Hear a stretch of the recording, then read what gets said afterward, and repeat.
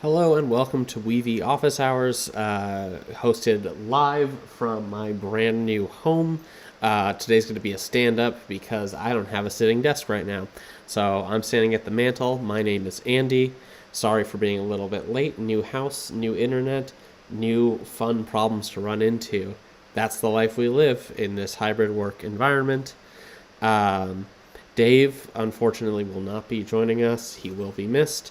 But joining me today is onboarding engineer. Hi, Mai. Hi Andy, how's it going? I'm surviving. There's a cat over here, and there she goes. Welcome again.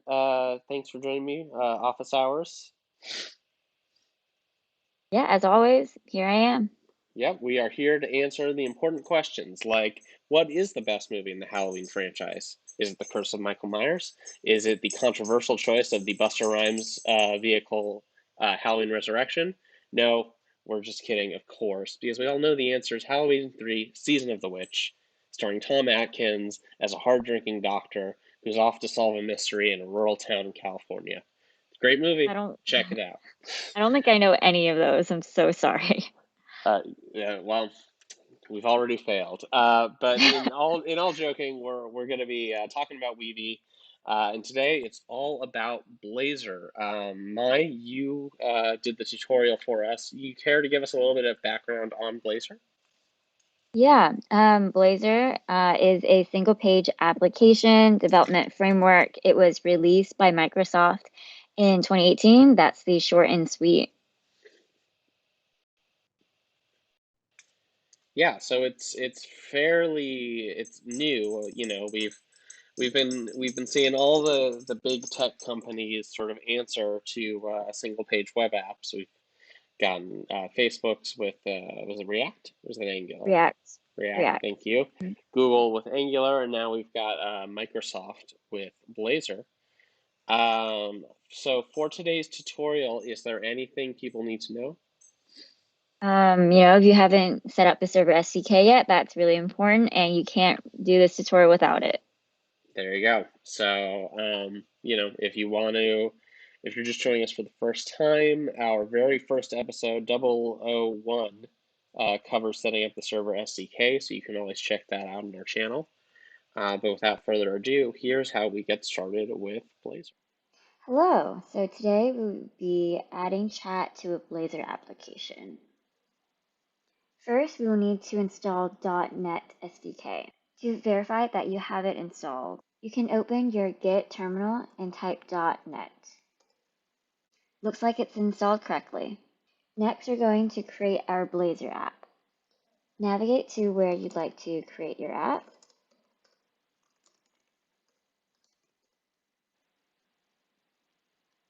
Copy this command here and paste it into your terminal. Next, we're going to add our Weavy script tags.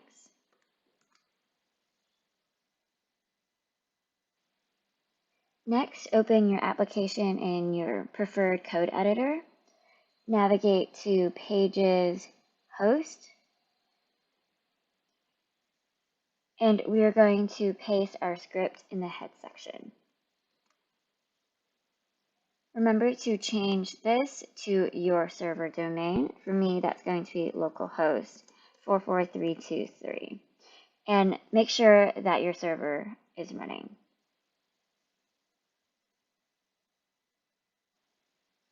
Next, we are going to create a Js Interop. The Js Interop acts as a bridge between Blazor and JS. Copy this here.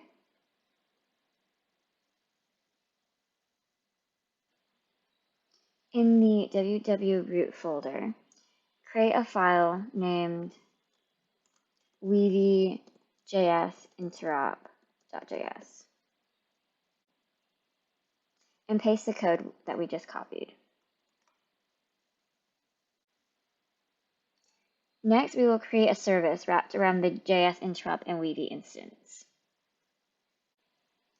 Create a folder named Weavy to hold our classes. In our Weavy folder, create a file called Weavy Js Interop.cs.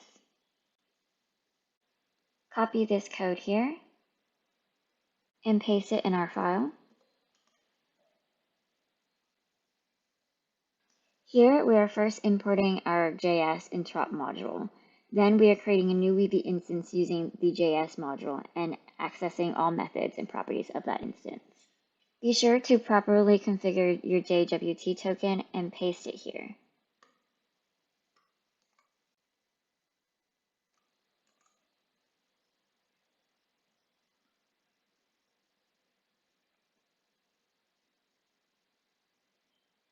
In order to be able to use the JS Interop as a service through the app, we will need to register it in our startup.cs.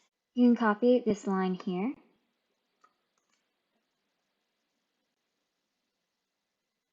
in your code, find configure services and paste that line here. And don't forget to use the namespace.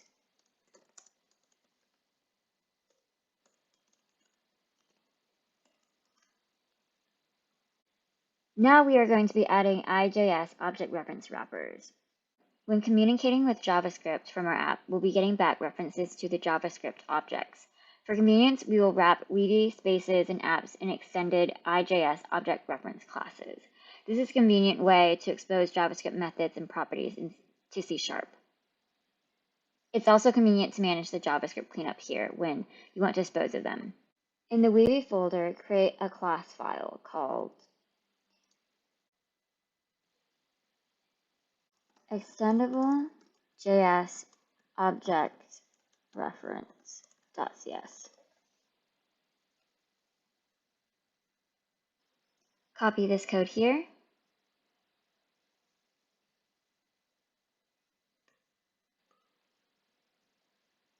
and paste it in your file. Next, we'll create 3 classes for Weavy reference, space reference, and app reference. Create a Weavy class file for the Weavy reference.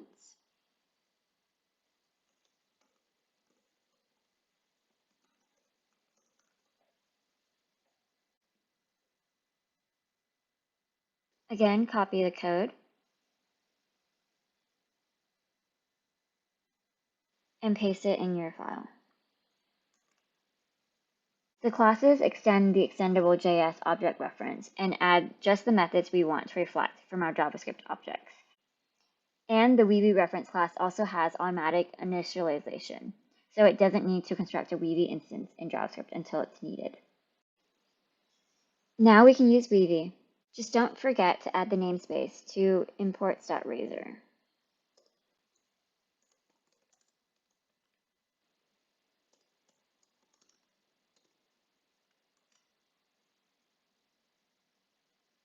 Now we are going to create a component for the Weavy instance.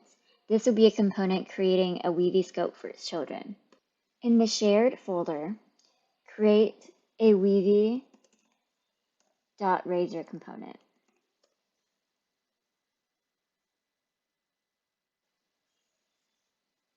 Copy the code and paste it.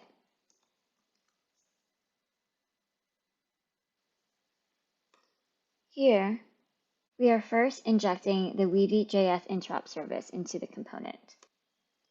Then, we are making use of the service when creating a new Weavy reference. We map all component parameters to Weavy options using attribute splatting. We make use of cascading value tag to provide the Weavy reference to any children. This means that we can make use of the same Weavy instance for multiple Weavy apps that are placed as children of this component. Lastly, we let the dispose method called the .destroy method on our Weavy reference clean up in JavaScript whenever the component gets disposed of. Now for the Weavy Chat component. In the shared folder, create a file called weavyapp.razor.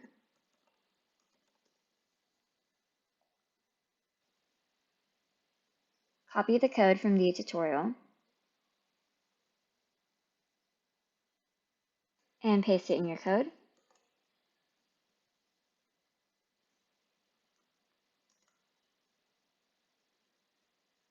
The The Weavy Chat component will make use of the Weavy instance and must therefore be placed as a child of the Weavy instance component. The Weavy instance is caught by the cascading parameter, which will match the type of the cascading value. A div with @ref is used to pass as a container reference in options when creating the app in JavaScript. We need to add the app on after render async to be able to use the element reference of the div. And we created a parameter for the space key. If you want more flexibility and more advanced scenarios, you can create a separate Weavy space component as a layer in between the Weavy component and the Weavy app component. Most of the time, though, it will do just have the space key as a parameter on the Weavy app. Now on to styling. Create a file called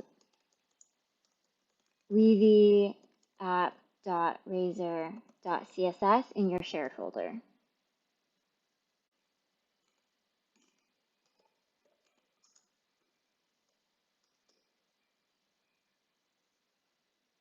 We will need to add some styling for the container. It is important to note that Weavy adapts its size to the container where it's placed, so you must specify a height for the container, otherwise it will be a height of 0.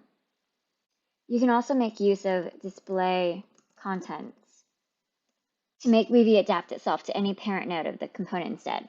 This makes it more flexible to use the component in different layouts. The Weavy app component is now ready to use. In the Pages folder, let's create a file for chat.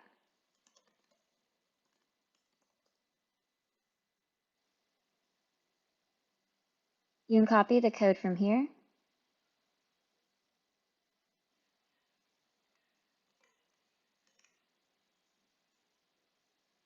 Weavy requires you to have at least a space key, an app key, and an app type.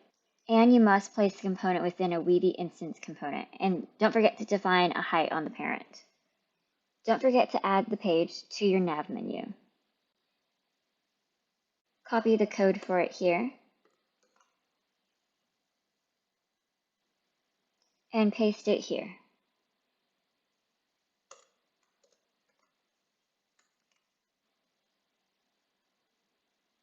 That's it. Now you're all done. To run it, you can open a terminal window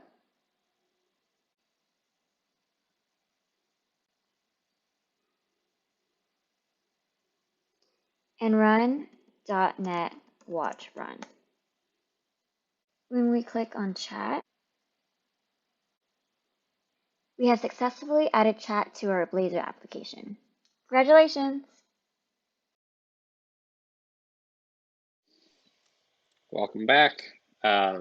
Since Dave is not joining us, I now have our dog Beverly, the official spokes dog of Weavy. Say hello.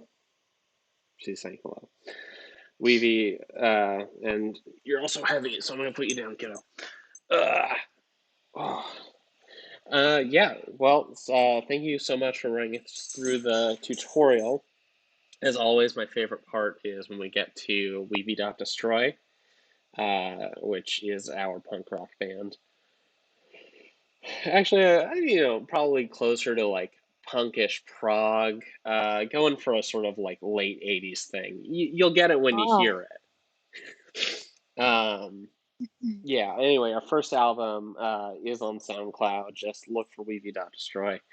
And if you can't find the link, just send me an email at sales@weavy.com with the subject line, I would like to purchase Weavy. I think they get enough spam over there.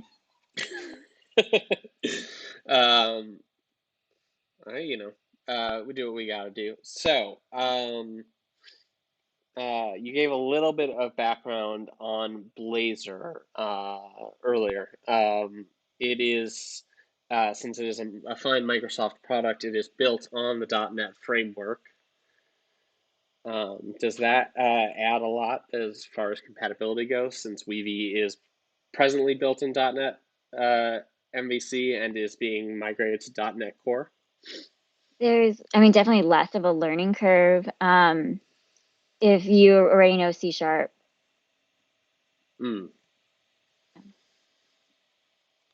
Um, Yeah. Explain to me like I'm a 5 years old, because now I'm curious. My understanding of computer science begins and ends at like the punch cards in my grandpa's old house. I imagine C sharp is an evolution of C and then C plus and then C plus plus plus plus plus plus infinity. Like I'm not that well versed in like the history of the programming languages. I would guess that C sharp came first. Hmm. But that's just my rudimentary um knowledge of C. Maybe C, maybe there's C, right? C I believe is the original. Okay, then that probably came first. And then Yeah. I don't know where they branched off. If you have the answers to this, and you want to send a correction, send an email to info@weavy.com with the subject line corrections, and we'll read out the corrections on the next show. That's info@weavy.com. Subject line corrections. If you don't put in the subject line corrections, we won't see it. Um, this is a bit of a longer tutorial compared to, especially like the last one. What would you say would be like? Would you say that even if the learning curve is a little bit easier, that took a little bit more work to get going, or is there just more to understand? Yeah, I only say the learning curve might be easier because of the if like C sharp, Blazor is in C sharp. But I found Blazor to be the most difficult of the three, just because there's so many pages to go through. Um, yeah, and I came from a world of React, so I'm much more comfortable with like React and Angular. Sure. So when you say so many pages to go through, do you care to elaborate on what Yeah, you mean I'm by that? sorry. I mean, No, it's okay. there's a lot of like different components and like pages to create. Mm, Yeah. gotcha, gotcha. And I imagine because it is, it's only from what, 2018, so it's barely 3 years old, if that. Um, Yeah. there's a lot less It's a documentation. yeah. Yeah. Um, yeah, but that's good to know. Do you know off the top of your head? I hate to put you on the spot like this, but now that we don't have Dave, it all falls on you, as well as the dog who is off camera. Um, what would you say are some sort of practical benefits to Blazor? Well, Blazor is written in C sharp. In both the client and the server code is written in C sharp, which allows the code and the libraries to be shared and reused in a way. Hmm. So it's And more it doesn't efficient? need yeah, yeah. And it doesn't need any additional plugins or add-ons to run. Um, yeah, and it has like a nice like like npm is used for JavaScript. The it has a healthy package environment with like the NuGet package manager, and that's pretty nice. Hmm. Um, gotcha. Yeah, one of the things that struck me because earlier this year when we sponsored Build, which is a Microsoft developer conference, we decided, well, Microsoft conference, let's really play with Microsoft technologies. So that's how we kind of got started with using Blazor and Weavy. And one of the things that I find interesting about Blazor is it really, to me, feels like it was designed specifically with the idea of web apps in mind.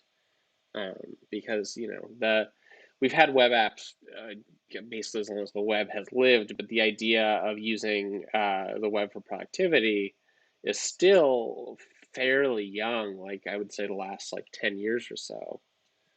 Is like Google was kind of first to the party, partially because they built a browser capable of supporting it, and then like eventually Microsoft caught on. Um, So I was wondering, is there anything in Blazor that you find specifically uh, makes it more suitable for building web apps, or is it just like the fact that you don't have to get additional plugins and stuff? Yeah, I think all the things I mentioned before are nice about Blazor. Like that's Mhm. written C sharp. There are no extra add-ons. Yeah. Sure. Well, yeah, I think since I'm on the precipice of death from this move, and we are a person short. I think we can call it. Do we have anything to be looking forward to on next week's episode? Yeah, I really like next week's because it's a common question that we get. Like, people have chat now and they have it on, running, but now they want to style it. Mm, And the power in Weavy is like it's high level of customizability, but when you're getting started, you might not know where to look, where to go, to edit certain things in chat. So that's what we'll be focusing on next week. nice. That's really exciting.